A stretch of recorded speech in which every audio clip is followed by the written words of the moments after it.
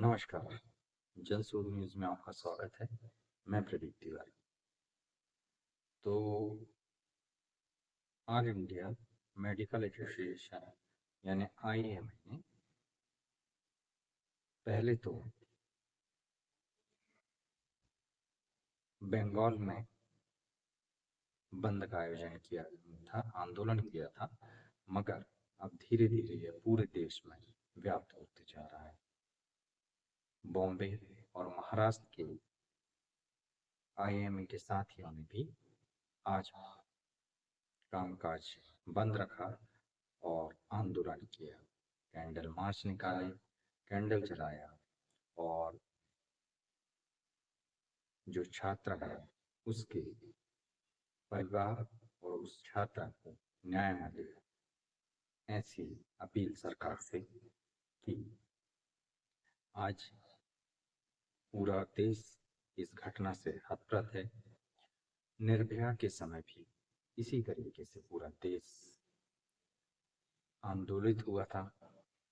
निर्भया एक जॉब करने वाली लड़की थी जिसे बड़ी बेरहमी से पहले तो उसका बलात्कार किया गया और फिर उसके प्राइवेट पार्ट में रॉड डाल दी गई, जिससे उसकी मौत हो गई। उस समय पूरा देश आंदोलित हुआ और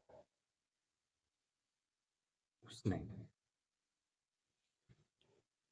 कार्रवाई की मांग। इस पर कार्रवाई हुई भी, उक्त आरोपी को गिरफ्तार किया गया और उसे फिर वैसी सजा दी गई।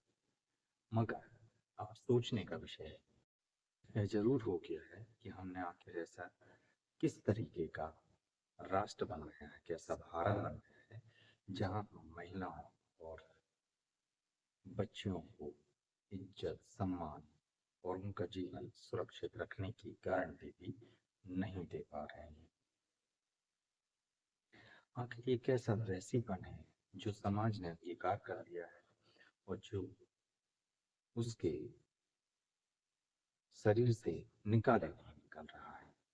हमने निर्भया के समय भी यही वैसीपन देखा था, आज फिर हमारे सामने उसी तरीके का वैसीपन आखिर हुआ है। आखिर हमने ऐसे कैसे समाज का निर्माण किया है, हमने शिक्षा में ऐसी कैसी भूल की है जो आज इस तरीके की परिस्थितियां भारत के सामने निर्मित है।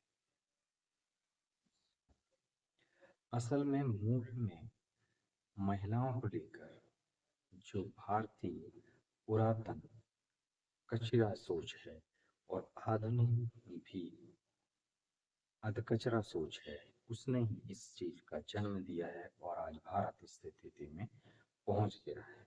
हमने हमेशा महिला को भोग्य के रूप में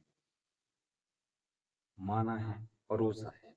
आज मीडिया, एंटरटेन मीडिया भी वही कर रहा है जिस पर तत्काल रोक लगाने की आवश्यकता है, मगर इस ओर किसी का ध्यान नहीं है। राज्य सरकार है, भारत सरकार कितने भी दावे कर रहे हैं, कितनी भी वो बातें बड़ी-बड़ी कर रहे हैं, मगर ज़मीनी हकीकत सभी जानते हैं कि ज़मीन में ऐसा कुछ नहीं हो रहा है जिससे हमारे देश की महिलाएं, बच्चियां अपने आप को घर, सड़क और कार्यस्थल में सुरक्षित महसूस कर सकें। असल बात यह समस्या केवल सजा देने से ही खत्म होने वाली नहीं है। निर्भया के समय में हमने देख लिया, हमने एक बड़ा आंदोलन किया। आंदोलन के नतीजे से जो निर्भया के हत्यारे थे उन्हें कड़ी सजा मिली, मगर हमारे देश का चरित्र नहीं बन पाया। ऐसी बहुत सी निर्भया आज भी उस त्रासद स्थिति से गुजरी थी। तो इसमें आखिर हल क्या है? इसमें एक देखने का नजरिया भारत को बदलना होगा। आज राष्ट्रीय मीडिया या सोशल मीडिया, इनमें खबरें केवल बड़े शहरों की इस तरीके की घटनाओं की होती है। जबकि सामान्य वर्ग और खासकर मजदूरी वर्ग की महिलाएं भी काफी शोषित होती हैं और उनके साथ भी बहुत ही बेहद ही निंदनीय कृत्य होते हैं, मगर ये राष्ट्रीय मीडिया में कभी खबर नहीं बनता है। इस पर भी हमें ध्यान देना होगा। हमें बहुत से मुद्दों पर एक साथ तेजी से काम करना होगा। इसमें सरकार का दायित्व भी है, मगर वह कितना निभा पाती है ये आने वाला वक्त ही बताएगा, या आप और हमारे प्रयास। असल में हमें इसमें शिक्षा में आमूलचूल परिवर्तन करना होगा।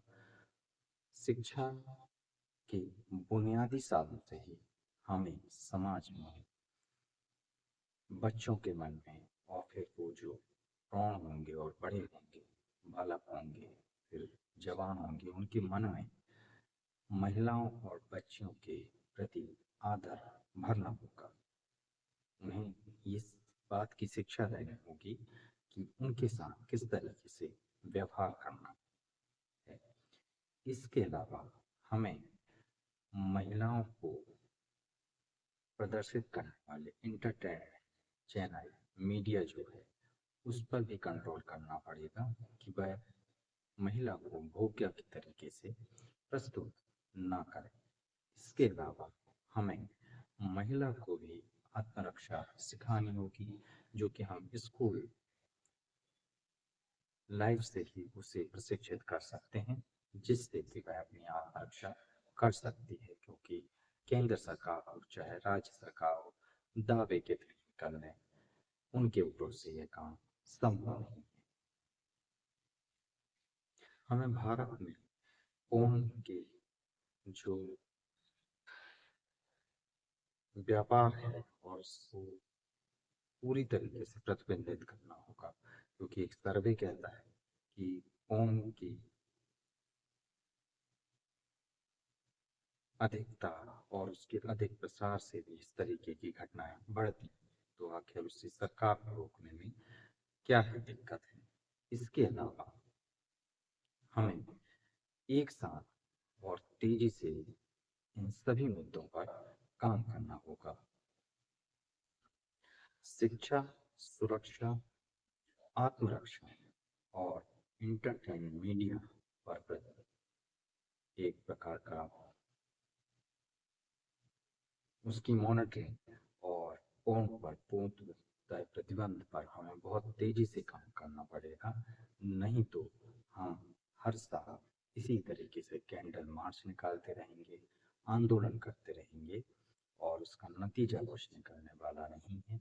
जमीन पर हमें काम करना ही होगा, क्योंकि जब तक मानसिकता नहीं बदलेगी ये समस्या खत्म होने वाली नहीं। जनशोध इस मुहिम के साथ है। हम आपके साथ हर मुद्दे पर हैं। इस तरीके के किसी भी कृत्य की हम घोर निंदा करते हैं और हम अपना पूरा सहयोग इस आंदोलन को देते हैं। इस तरीके की कोई भी घटना भारतवर्ष में नहीं होनी चाहिए और सरकार को इसको गंभीरता से लेना चाहिए। वर्तमान में तो इसमें तुरंत सजा का प्रावधान करना चाहिए। उन्हें बहुत ही कठोर सजा मिलनी चाहिए और आने वाले समय में जैसे जनशोध ने सुझाया है उस पर काम तेजी से होना चाहिए, तभी हम इस समस्या से निजात पा पाएंगे। नहीं तो हम एक भयंकर आंदोलन को आगे जन्म देंगे, जिसे संभालना सरकार की बूते की भी बात नहीं है। वे खौफ पत्रकारिता और बुलंद आवाज को चुनना चाहते हैं तो लाइक और सब्सक्राइब करना ना भूलिएगा। देखते रहिए जनशोध। नमस्कार।